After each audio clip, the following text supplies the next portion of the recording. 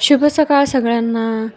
तर ना सकाळी सकाळी माझी अंघोळ झाली, देवपूजा झाली, सकाळची कामं आवरून झाली. आता चहा घेते. सकाळची सुंदर अशी दिवसाची सुरुवात आपल्या चहापासून.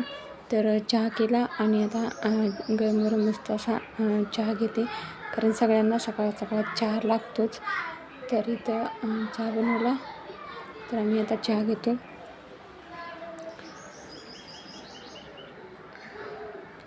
चहा झाल्यानंतर मग चहा पिऊन थोडंसं बसले. नंतर भाजी निवडली. तर भाजीमध्ये काय होतं, तर शेवग्याची शेंग होती, मी रात्री घेतलेली. तर मग शेवग्याची शेंग बनवूया. तर चहा घेतला आणि नंतर मग शेवग्याची शेंग अशी कट करून घेतली, धुवून घेतली आणि कढईमध्ये उकडायला ठेवली शेवग्याची शेंग. इकडं शेवग्याची शेंग उकडून झाल्यानंतर मग मसाला